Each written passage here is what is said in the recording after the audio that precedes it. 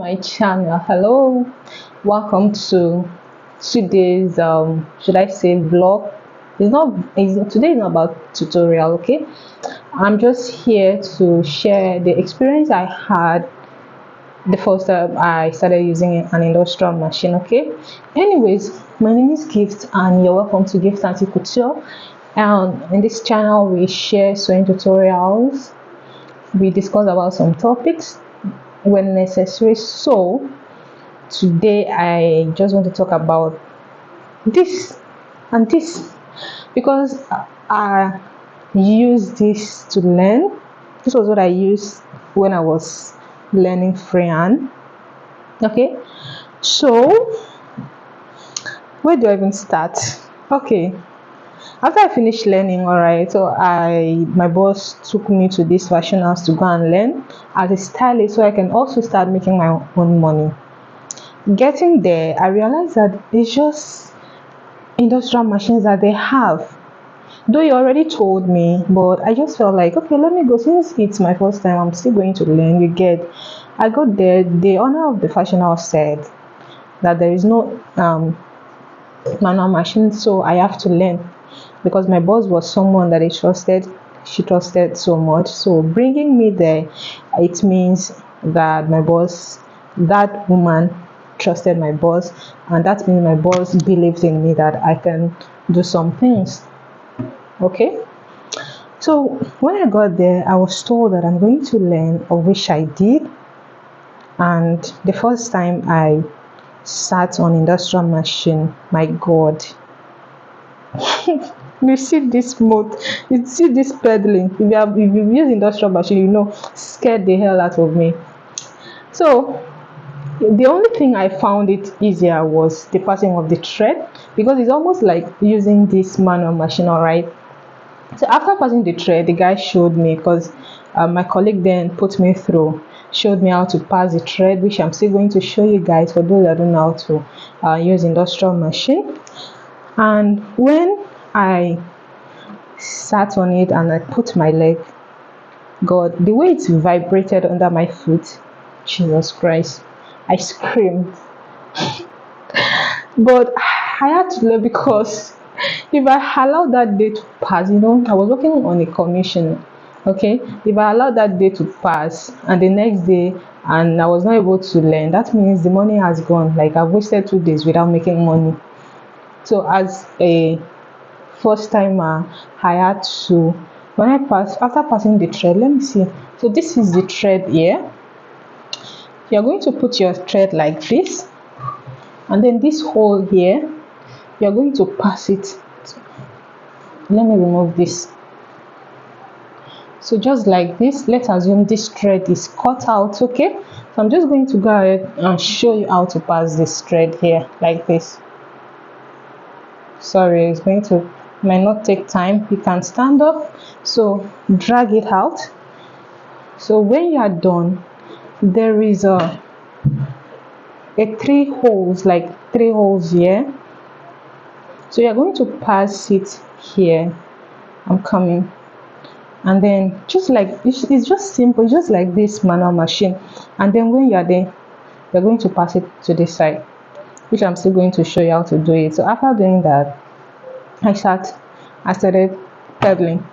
This thing, the speed, if you're not wise, you have to be smart in order for you to control the speed of this machine. And that was what I did. So the next day I started working, but as a first timer, I was not too fast, but I needed to make money since I was on commission. So that was it. And after that day, I started using. Since that day, it's been a blessing. It's been, industrial machine is fast. It's not as stressful as this one. Though I use this one when there is no light. But because this one has motor, but I hardly use it. I had it. It came with it, but I gave it out. Then when I bought it, I gave the motor out somewhere. So normally, I use this one when there is no light, and I use this one when there is light. Okay, and one of the reasons I hardly record my sewing tutorials, like when I'm sewing, is because of the timing. Because I just want to be I'm always conscious of the time, okay, the duration of my video, so that it won't prolong. That was something that will just come to the table and show you guys the process, where I'm going to sew and how I'm going to sew it. Okay, so that's basically it. So I would like to hear from you. What was your experience the first time you started using an industrial machine, and how did you feel? Though I feel excited because after that fashion house, after I left that fashion house, I went to another fashion house here in Lagos. I went to Deva, and when I got there, I saw that they have industrial machines and they also have manual machines. And there are people that don't know how to use industrial machine but know how to use manual machine. And there are people that they're in that fashion house or Deva. There are people that specialize in skirt sewing. You want to work in that fashion house. There's people that specialize in beading. There's people that specialize in sewing blouses. There are people that specialize in sewing trousers. You specialize, they can't give you, if you know how to sew blouse very well, you'll be sewing blouses. If you know how to sew skirts very well, you'll be sewing skirts. So that's how they do it. So it depends on the fashion house that you go. So I would advise, if you are a tailor that you just finished learning, I would advise you go to a fashion house to go and learn, mingle with people. You meet new people that have had an experience in this sewing, and it will help you to know more, because your boss cannot teach you everything. To be honest, that's what I used to tell my apprentice then when they were with me. Though I tried my best to put them through the experience I had when I was learning, the experience I acquired when I started working in fashion houses.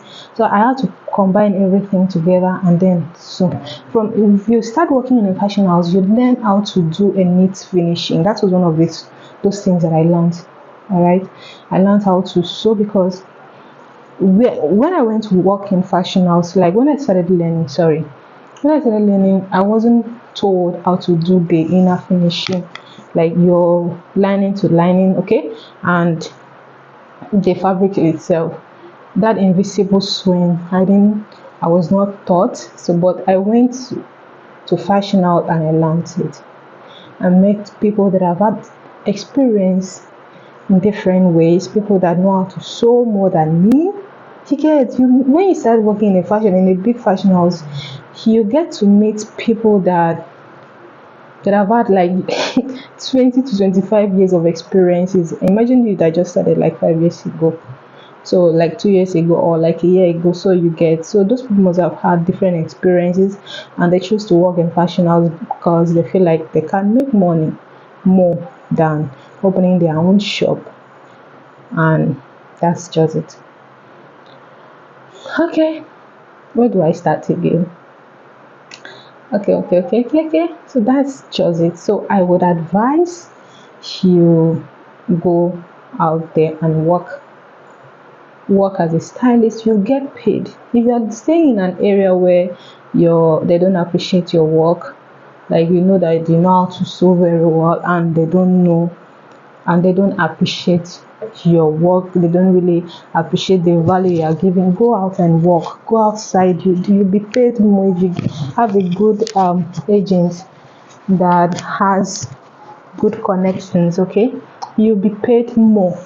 Because even when I stopped working in fashion houses, I think around during that pandemic, that corona period, because there's this fashion house that I was working at, Surulere. So during that pandemic, it was closed down, and from there, I had a shop that I wasn't using before, so I had to go back to the shop, renew the rent, and then started working on my own. But to be honest with you, I was making more money. Okay, I was making more money when I was working in fashion house due to the area I was then, than when I started working from home. And the reason I settled down, because at some point I contemplated about going back. The reason I settled down because I felt like I already started having customers, because in that same fashion house I was called like after a few months, like 3 to 4 months, okay, that I left, that it was closed down. I didn't go back again because I felt like I already have my customer. Let me build my. But I would advise you, if you know someone or you know an agent that can easily connect you to go and work in a fashion house, I would advise you to go, depending on your area. Because when you get to a fashion house, there won't be need for you to buy thread. You won't use your money to buy lining. You won't. Everything will be provided for you. All you need to do is, if you know how to cut, you can specialize in cutting. Because I've worked in different fashion houses and I'm still going to share my experiences with you. You will, if you know how to sew very well, if it's a skirt that you know how to sew, they'll pay for that skirt. You won't believe that you can even be paid 4,000 naira just for sewing trouser. If you know how to cut and sew trouser, you can get paid for like 4K. Do you get? So, and you make your money. Let's say you are able to sew like, let's say 5 or 6 trousers in a week. Just calculate how much is that. Aside from trousers, you're able to sew some tops and everything will be calculated for you. Let's say kaftan, you are collecting 5,000 naira for kaftan just to cut. And so you know all those kaftan boo boo where people are selling online, 20 something thousand. Do you know how much their tailors are charging them? So you see, if you are opposing to work in a fashion house, I would advise you go there to work and you make your money cool cash. You won't need to be stressed about buying lining, buying thread, buying zippers and every other thing. Okay, so that's basically it. So after I left that fashion house, when you hear that other fashion house is paying, when you start working in a fashion house, you get to know more people and you'll be connected to different fashion house. I left that one that my boss took me to. I got another place at Lekki. I didn't spend much time there because the woman, she didn't really have work there. And when you have that hustling spirit in you, you want to make more money. I got there. I saw that the woman was not. I got there. I spent like 2 weeks there. That was during Christmas period. So after that Christmas period, I had to go and start working in one fashion house at Magodo. Okay, so from there, that was where I learned pattern drafting. All those things that I was doing, I was using my freehand. So if you know how to sew freehand, if you know how to cut in freehand, don't worry about it. You're still going to make your own money. Okay, don't say because you don't know how to draft, you cannot make money. No, if you know how to, just be good at what you do. If you know how to draft, if you know how to cut, if you know how to sew, and you know how to do a neat finishing, just you are good to go. So after I left that, like I said, after I left that fashion house, I went to another fashion house. That was when I got to know that there's something called pattern drafting. My God. So, oh God. And it was even easier because when I got to this fashion house, I saw that we were not allowed to cut, we were not allowed to sew. Okay, though at one point I started cutting. All right, I saw that she was the one was the one cutting for like the 4 of us. She was the one. Sometimes we used to sew like 8 clothes in a day. 4 of us, you have to sew 2 clothes per day, 2 clothes per day, 2 clothes per, unless the clothes is very, very dramatic. If you can't finish it, then it's fine. So when I got there, I saw that I love this pattern drafting. I love the fact that when they sew an outfit, there is no bulging at the back. Because to be honest with you, when I was learning freehand, I used to have issue with zipper because I was not really taught on how to remove that. Okay, so when I got there, I saw that anytime a customer comes around and my God, the outfit is always superb, I'll be like, God, this thing, I have to learn it too. That was why I paid money to learn while I was working. So I used to do weekend classes for this pattern drafting, and then during the week I'll be working, okay, and still be making my money. So that was it. I learned it and I love it. I know how things freaked me. Assuming I didn't learn this pattern drafting, I would have I'll be feeling like I've missed a lot, like I'm missing. Do you get? But thank God I learned it, because even if I'm saying some things online, it doesn't move me because I already know. So anything I'm putting out there, it is because that's why sometimes I do it freely. Okay, that's the reason why sometimes when I'm doing video I have to beg, please, the only way you can support me, because I actually paid a huge amount of money to learn this pattern drafting. Do you get? I paid a huge amount of money to learn it rather, and there's no time to regret. So that's basically it. So whenever you come across my video, please, the only thing you can do to support me is just for you to subscribe, because when you see subscribed, like if you're a content creator like a YouTuber and you see that you have like 2 to 10 subscriber, you'll be so excited. At least it means that people are watching your videos. It means that you are doing well. That's why I always beg, please always subscribe. Just like you're watching this video, just subscribe to my channel so that you can always get notified whenever I post a new video. And so that's it for today.